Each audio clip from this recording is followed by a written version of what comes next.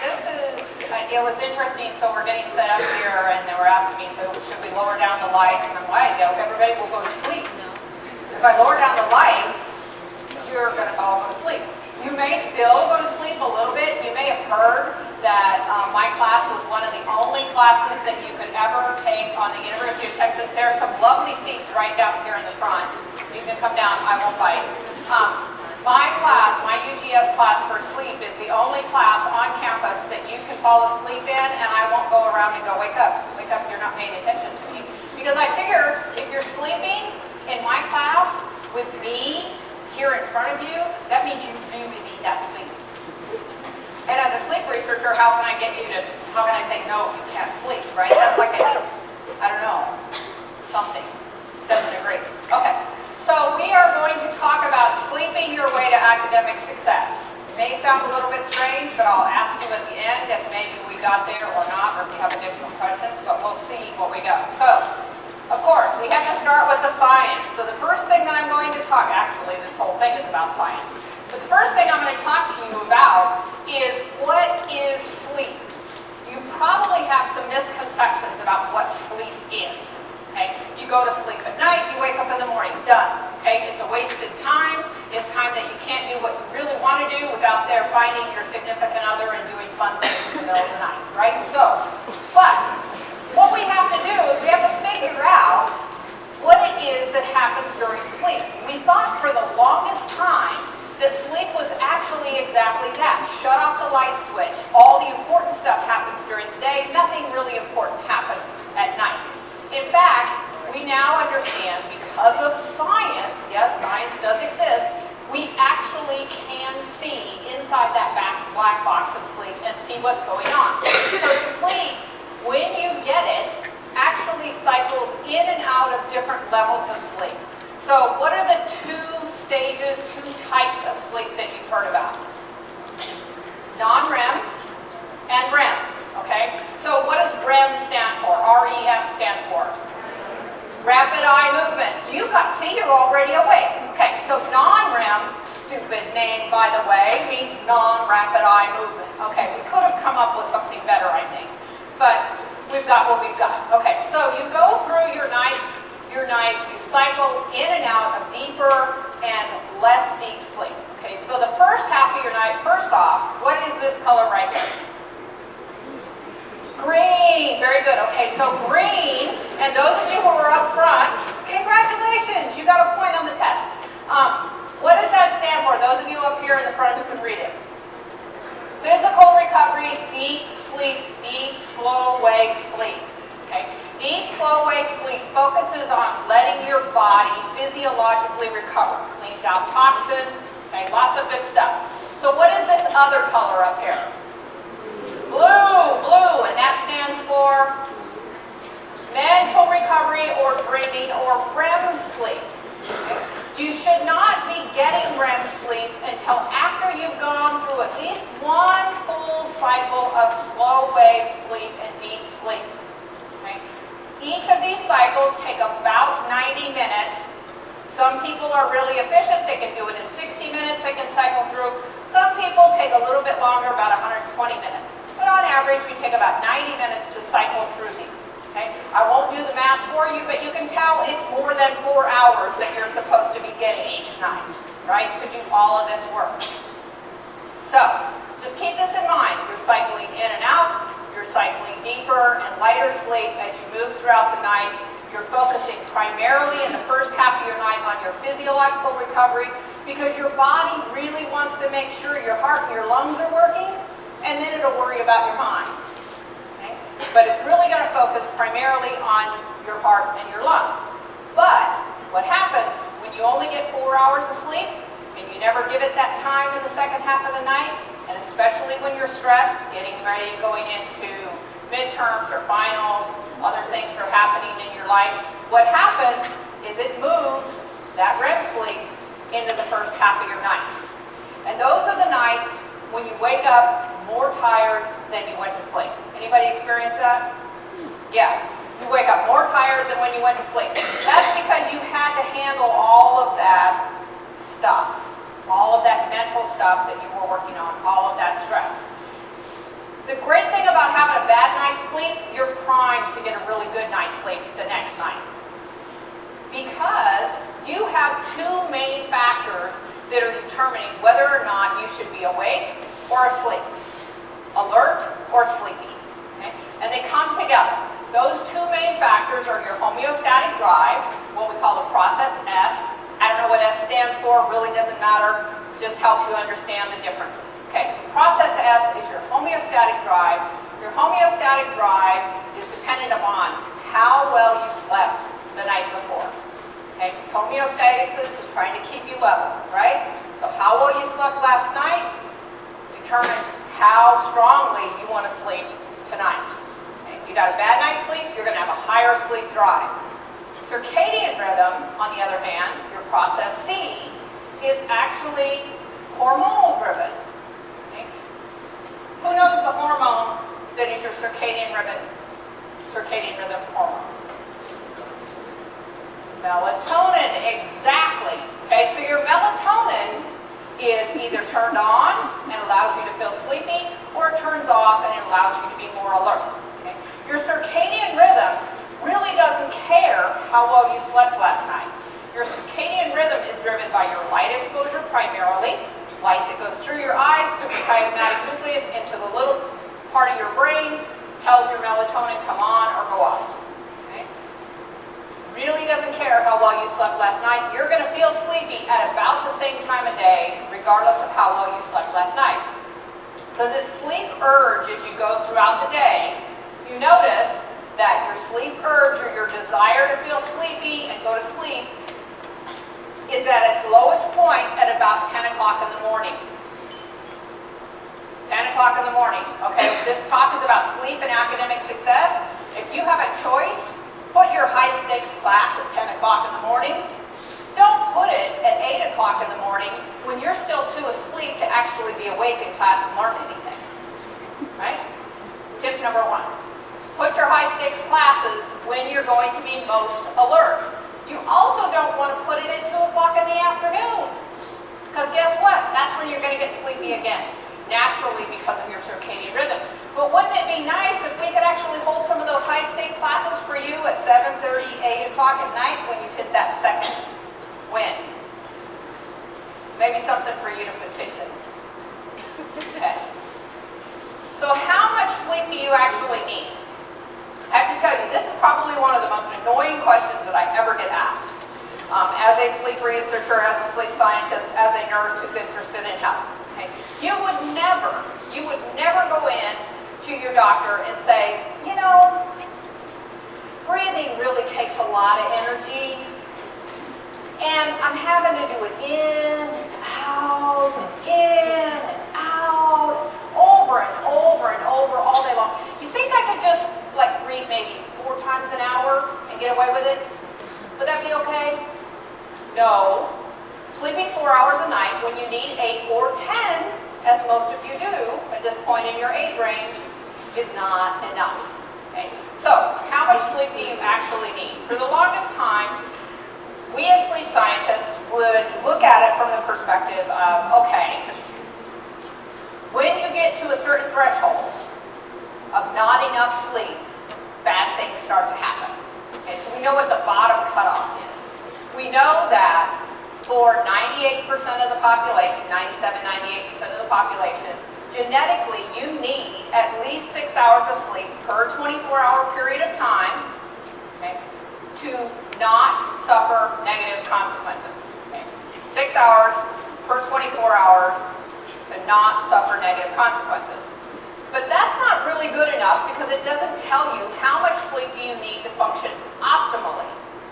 It's not enough to just say, well, we want to avoid negative consequences. We want to know how can we function optimally. How much sleep do we need to function optimally? And I can throw out some statistics and some averages to you, and that's basically what this graphic tells you as well. But truly, you are the only person that can tell how much sleep you really need.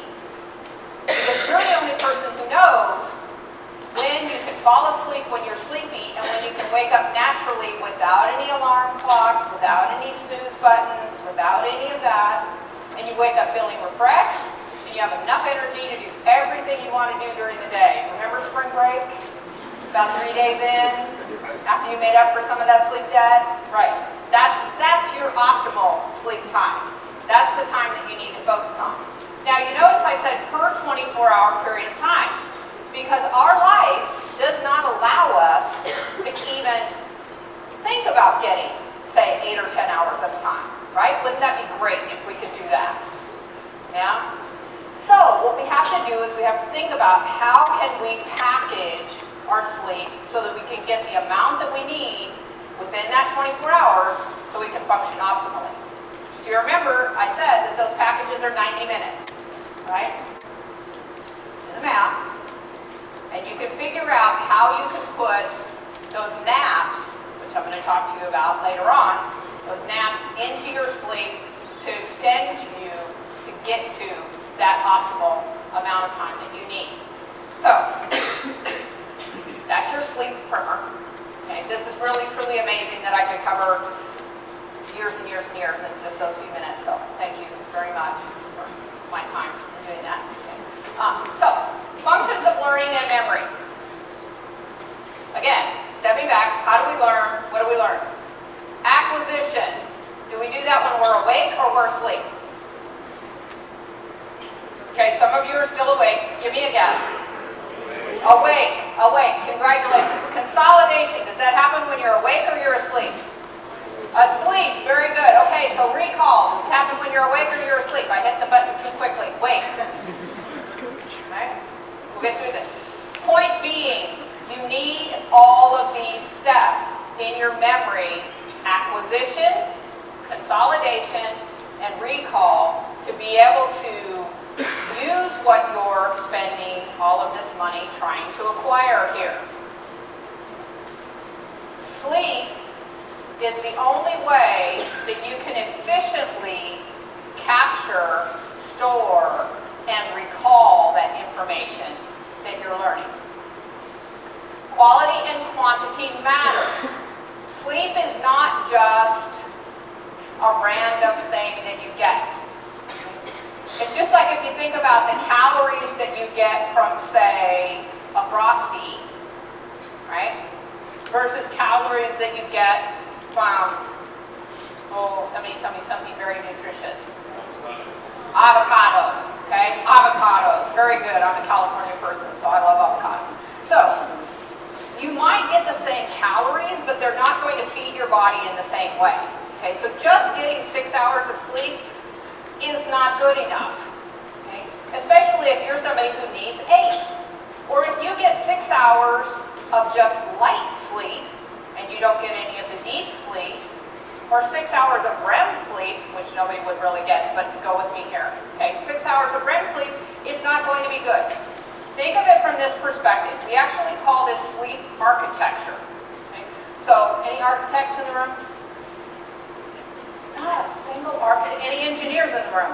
Okay, there we go, my engineers. All right. So, if I'm going to put something together, right, I need to have the right components. And if I have too much of one component and not enough of another, I'm not going to effectively be able to put something together that functions and it functions well. If I'm building a house, I need nails, I need concrete, I need boards, right? If I have too much of one and not enough, it's not going to be efficient and effective house. If you have too much of some types of sleep and not enough of others, then you're not going to have the most efficiently functioning and effective sleep. So you have to have the whole piece. So your brain activity when you sleep well, okay, your brain works differently when you're sleeping well versus when you're sleeping poorly. When you're sleeping well and you're trying to remember things, your brain activates in different kinds of ways. I won't bother you with a neuroscience lecture because we don't have time for it. Okay? Look it up. So, don't you love it when a professor says that? That's a great question. Look it up. One of the very important things when you're trying to remember things, when you're trying to recall it for that test, is that your stress level has to be low. Because the moment that your stress level goes up, it's fog. You can't find it, right? When you sleep well, you deactivate your limbic system, which is your emotions, right? And it lets you be able to be calm and ferret through your brain to find that information for that one formula for Dean Iverson's class so that you can ace that test, right? When you sleep well, you also can engage different areas. So it's learning is not just about, and memory is not just about the facts that you acquire, the things that you know. It's also about the things that you do. So you have motor memory, you have visual memory. All of these things come together and they're all affected differently by the amount and the quality of sleep that you get. So your procedural skills when you sleep well, so for example, I won't play the video, but this athlete over here, if he had to think every single step, put my hand here, put my hand there, raise my leg up, okay, he'd be done. Couldn't do it. Okay? If you had to think your way through swinging a bat and hitting a ball, you wouldn't be able to do it. But when you sleep well, you have muscle memory. When you have that muscle memory and you do it well, then you're able to lower your stress, disengage that limbic system, and allow yourself to be able to function more efficiently and more effectively than when you sleep poorly. Who thinks that sleep affects your mood? Everybody raise your hand. Okay? Everybody raise your hand. Because sleep absolutely affects your mood. Sleep deprivation. So this can just be losing one night. One night. Okay? Losing 1 hour, if you're really sensitive, can make you this way. So sleep deprivation decreases the ability to remember positive emotions by almost 60%.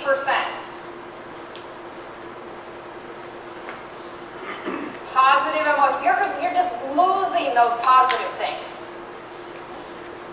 Good sleepers remember the positive emotions best, but bad sleepers, not only did they lose the positive emotions, they only remember the bad stuff.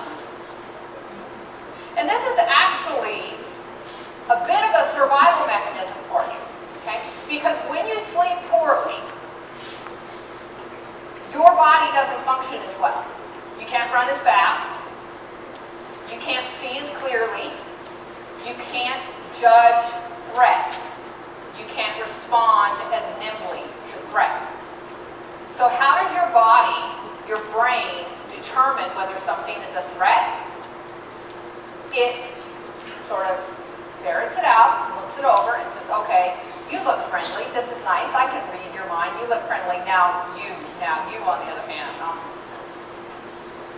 friend. Okay? So when you're sleeping well, you can accurately read the information around you. You can see it. Your peripheral vision is better. Okay? When you're sleeping poorly, all of those skills diminish a little bit. So it makes sense for your body to default to presume everything is a threat. Because if everything's a threat, you're going to be on guard and you're going to avoid it. Okay? Doesn't translate very well in our society right now. Translates pretty good if you're worried about a tiger coming in the door, but not so much for what we have to deal with, the stress that we have to deal with on a daily basis. So, sleeping well will help you to actually see the world more accurately, focus on the positives rather than the negatives, which will actually help you sleep better that night as well. So spatial memory. Love this joke. Starbucks on every corner, right? You get lost. There's a Starbucks on every corner. It impairs your ability to find your way home. Anybody ever get lost on campus? Yeah. It took me about 3 years to find where I was going, and I only stayed at the School of Nursing down across the Narrowwood Center. So, yeah, because I wasn't sleeping very well. New professor, yeah, not a fun time. Anyway, so what you do when you're not sleeping well is you lose track of how to get to where you're going. You lose track of your spatial learning and how to find those things. You actually create, so these rat studies were done, they actually create new hippocampal cells that say this is where you're going. Okay, this is how you find your path. When they prevented those mouse and those rats from sleeping, they don't do it in a bad way. They just put them on a treadmill and they make them walk all the time so that they can't stop. That's not terrible. Could be other things that we would do, but they just put them on a little treadmill and make them walk so they can't fall asleep. Those cells actually died off.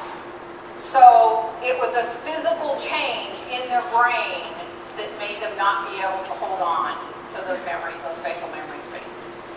So your overworked neurons, when your brain doesn't sleep well, sleep functions as the one time that your brain doesn't have to be processing new information.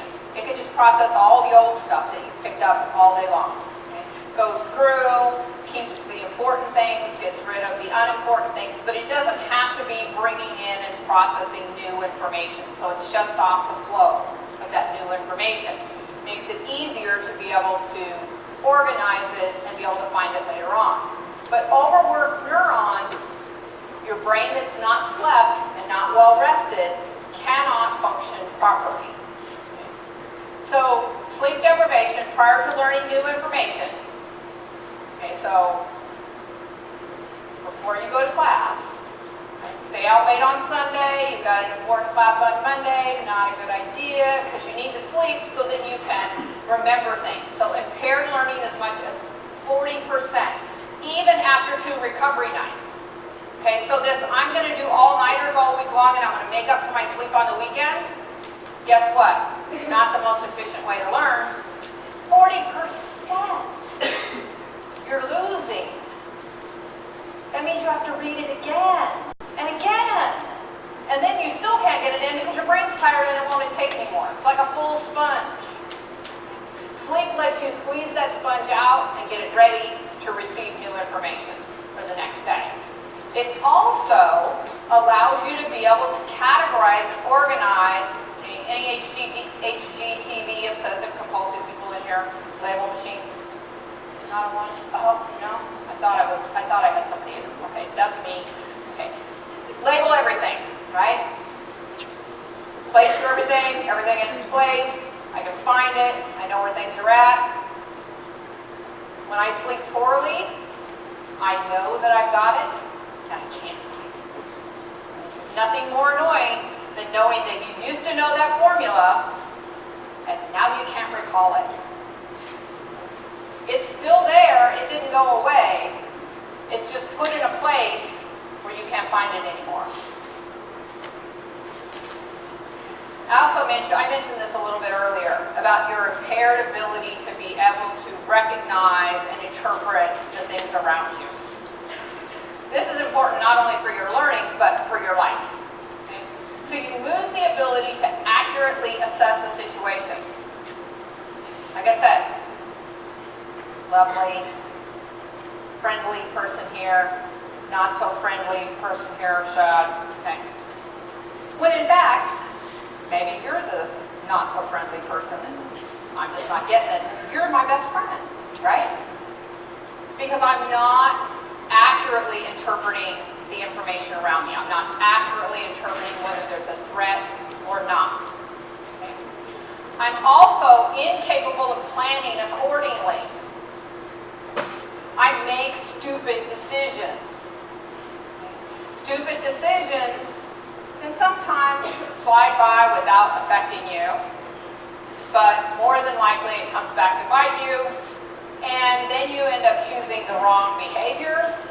In response to that, you could change relationships that you've had just because you've had a bad night's sleep and you start saying some things that you didn't really mean and you can't take away later. Your judgment becomes impaired. Most importantly here, you think you're performing better than you are.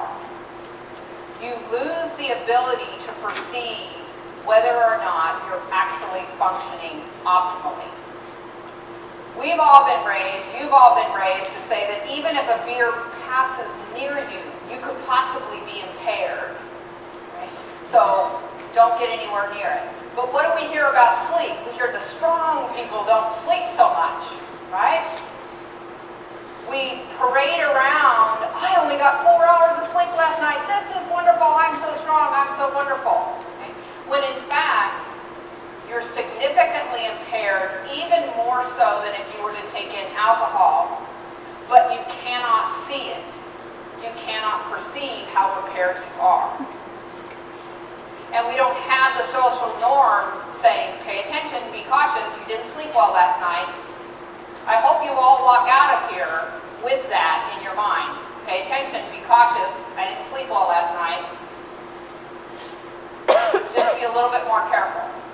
So the two ways that sleep does help your learning, it helps you to increase your focus and your attention.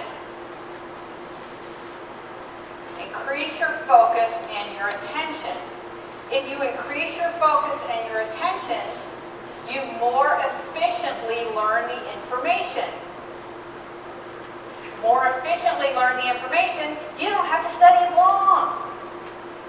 I've been teaching this sleep class for years now. Surveyed over 600 students, actually probably close to 800 now.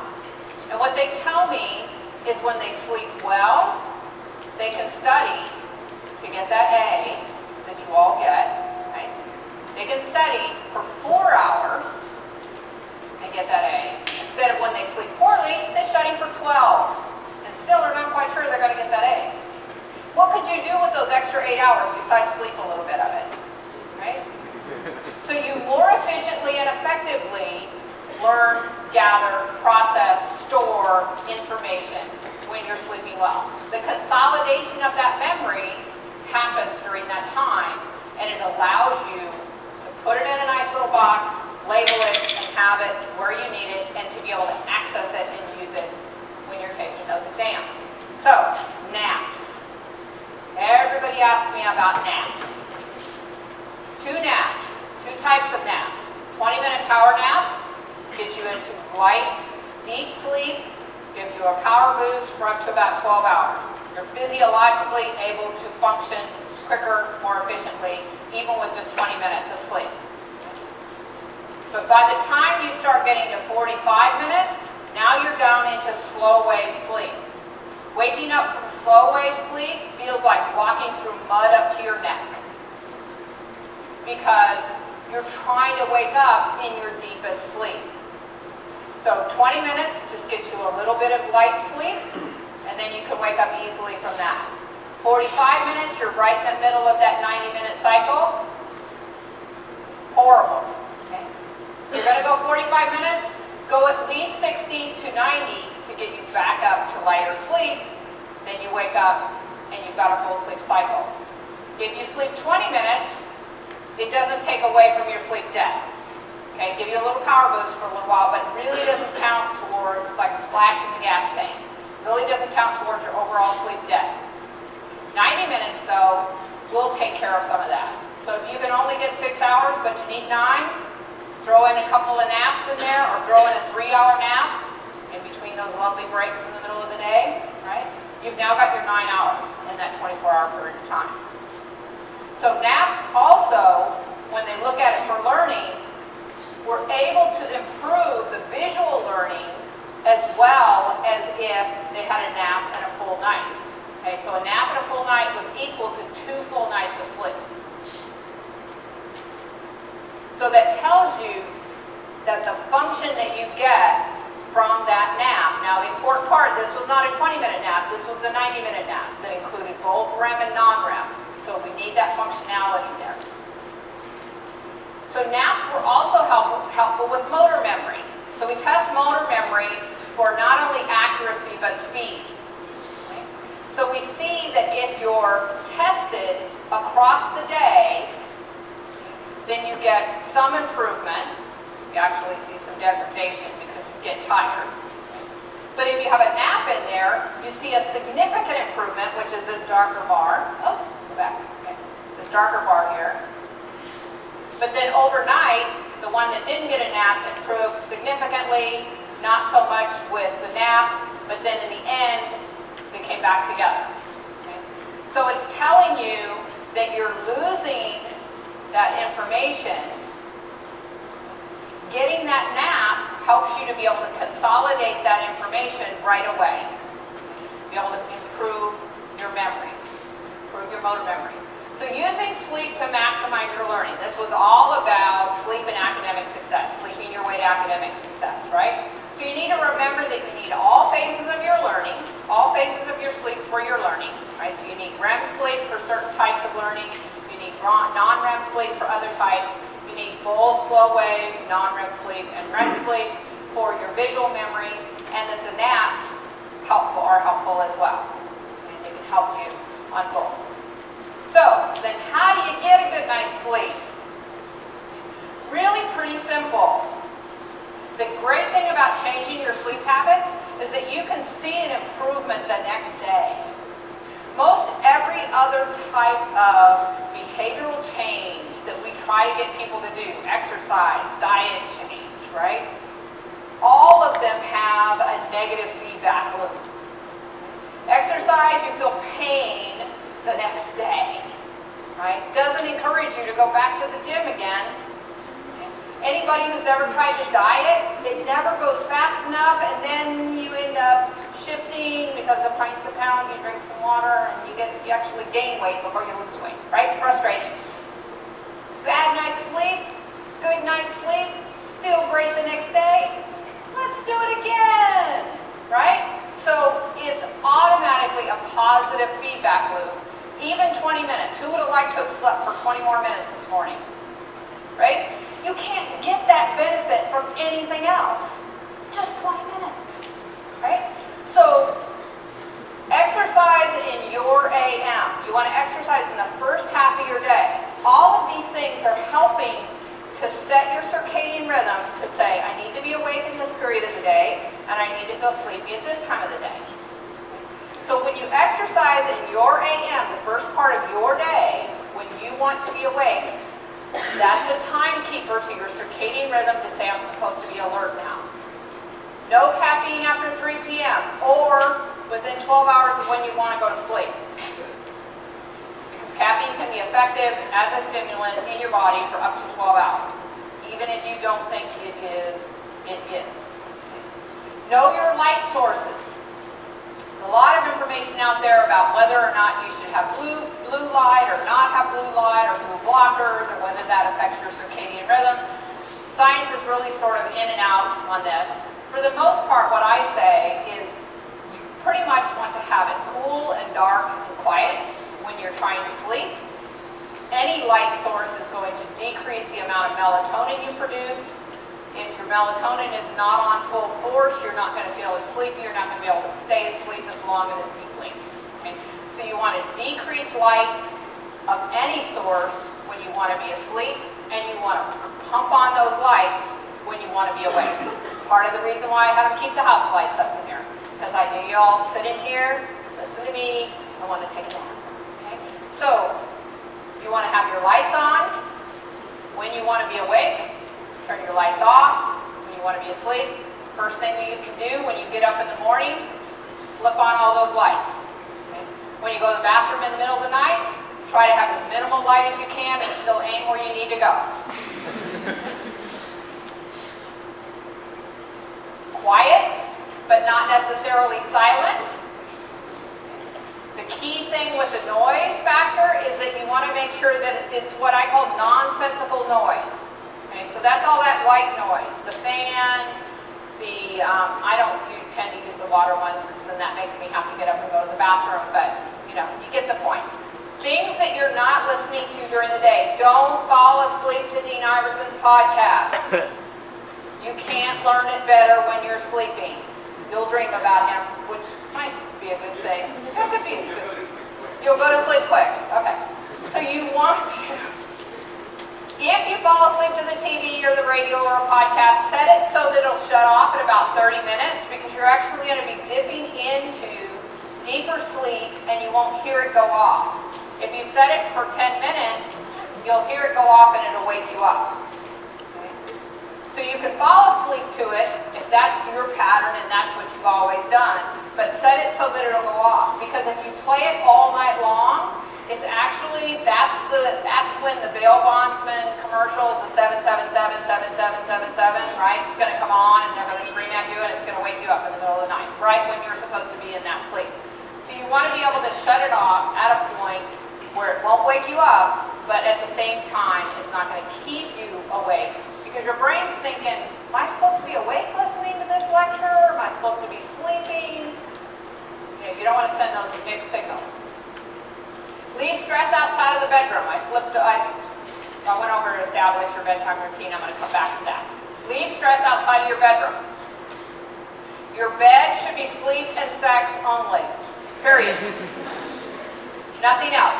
No eating in bed, no reading in bed, no working on your computer, no scrolling through your phone on your social media. None of that. Okay? Because if you bring all of that into your bed, then your mind says, am I supposed to be awake in this space or am I supposed to be asleep in this space? And you never want to send that mixed signal. I tell you, you can have sex in bed because, on the floor it's gross. So, you're all awake again. All right, so key to note to self. We'll talk about sex and you'll wake up. Okay, so leave that stress outside of the bedroom. So this goes back into establishing your bedtime routine. Your melatonin is starting to come on slowly about an hour before you want to fall asleep. Okay? So everything that you do in that hour should be focused on and timed on relaxing your mind and relaxing your body, telling and sending signals to your mind and your body that you're in a safe place, that you're secure, that you're relaxed, that you're calm. Because if you go to bed stressed, your body thinks you're receiving a threat. It thinks there's a tiger outside of the room. Why on earth would it let you sleep deeply if there's a tiger outside of the room? Right? So you have to get rid of that stress before you go to bed. You can do that, everything from journaling to exercise, whatever you need to do to reduce your stress.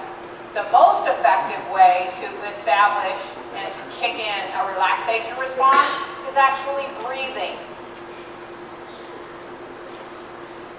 Look it up. Relaxation response, breathing. So your bedtime routine, that hour before you go to bed, should be focused on all the things to help you feel relaxed, calm, and ready for sleep. Consistency matters, especially if you have just sort of a little tinge of insomnia. Your body wants to know that you're going to give it the same amount of sleep, the right amount of sleep, all the time. It's just like your stomach gets hungry at a certain time, it wants to be fed. Your body wants to sleep at the same time. When you have erratic sleep schedules, your body is in a constant state of panic. Are you going to let me sleep tonight? Am I actually going to get some sleep tonight? Okay. Then you go to bed stressed, and then you worry that you're not going to get sleep, and then you can't sleep because you're worried that you can't sleep. Right? So you got to shut all that down. Consistency matters. A consistent sleep bedtime. You need to go to sleep when you're sleepy, go to bed when you're sleepy, get up naturally. About an alarm clock, snooze alarms are evil. Okay, I'm just here to tell you. Snooze alarms are evil. So, you want to get up at the same time. You want to go to bed when you're sleepy. If you pay attention to your body, it will let you know, I'm sleepy, go to bed now. If you push past that point of sleepiness, you'll get a second wind, and it's going to take anywhere from 30 to 90 minutes for you to start to feel sleepy again. So typically what happens, okay, so you go to bed, need to go to sleep, sleep, okay? Can't sleep, right? Your patience level is about 5, 10 minutes, maybe 20 max, right? And then what do? Pull out, I don't have my phone with me. Pull out your phone and you start scrolling through. Guess what? You just engaged your brain in an activity that it does during wake. You say, Okay, 2 hours have gone past, I need to get up again. You put your phone down, sleep, sleep. Right? 20 minutes goes past, pull out your phone, start. And you do this over and over again. Just about the time you're starting to turn your melatonin on and starting to be able to go to sleep, you disengage it and you wake yourself up again.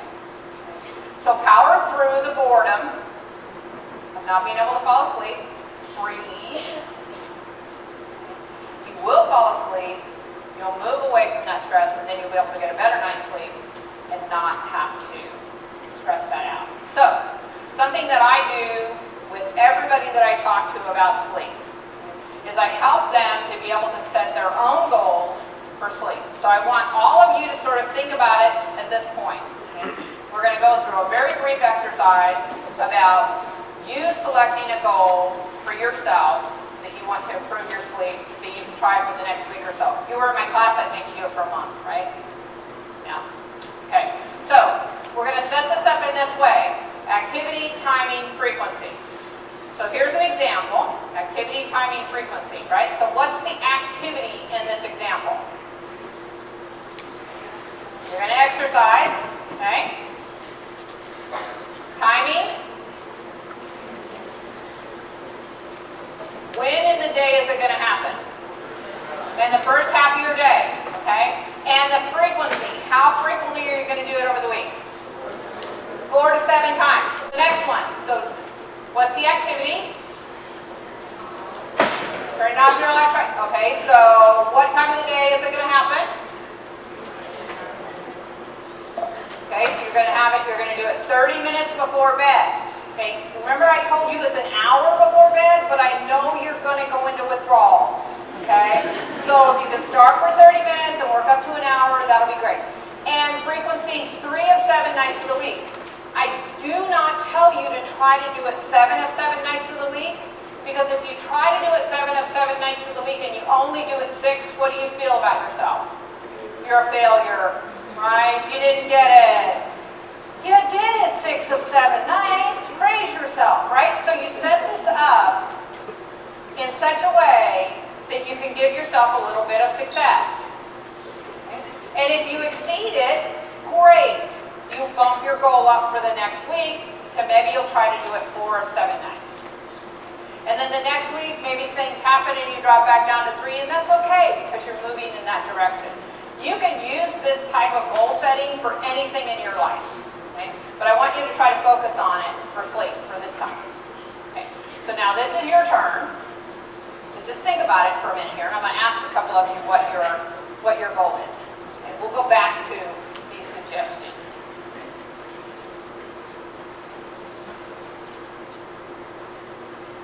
Who has a goal? You guys are fast. I know you got it. You're shy, but you're fast. Tim. I need to be consistent on the weekends as well. Okay, so you're going to be consistent on the weekends as well as the weekdays. So setting it up in this way. So what's your activity? What are you going to do? Start my behavior, my nighttime routines earlier on the weekends. Okay, earlier on the weekends to match the weekdays. What's a time that you're actually going to do it? Around 9:30 to 10 o'clock. So you're going to start your bedtime routine at 9:30, 10 o'clock. How many days of the week? You're going to shoot for 6 out of 7 because I know Tim, he's an overachiever. Okay, so, but you can see where you have in mind a thought that you have, but I just made you drill down to a specific. Because if you drill down to a specific, it's easier for you to measure it. Right? If you keep it real global, I'm going to sleep better. If you could do that, you would, right? So, what's another one? Somebody way back here. Who has a goal? Yes, sir. Go to the library. Go to the library more. Okay, how's that going to help you sleep? Because PCL is one of the best places to sleep on campus, right? Exercise. Exercise. Timing. Exercise. Timing. Okay. And it takes me about 30 minutes to go there. Okay, so you're going to actually increase your exercise by walking to the library more times. And then you're going to be able to study or sleep while you're there. Okay, how many days of the week are you going to do it? 3. Okay, 3 days, 3 to 7. Okay, what about over here? We have a goal over here. One more. Yes, ma'am. Okay, so no phone on your bed. You're going to go to the chair to look at your phone. Okay, and so then you're going to, what are you going to do with your phone when you go to bed? You're going to turn it off 30 minutes before. Okay, how many days of the week are you going to try to do this? 4 of 7. All right, good goal. Okay, so you can see how you can put this together, just small little things to be able to help you sleep better, right? And even if the goal is to just get to another 20 minutes, we all said in the very close to the beginning that we would have loved to have had 20 more minutes this morning, right? It helps you, and what this does is this empowers you to be able to sleep better, because that's what I want to do. I don't want you, if I can be in the back of your head, Dr. Carter told me I have to sleep better, and then I'll study better, and I'll be more efficient, effective, and happier human beings. That's all right. I'm happy to be that message person for you. But this is about you being able to take control of your own sleep and sleeping better. And that's what I've got for you. We'll go back to this, I think. Yes, last one.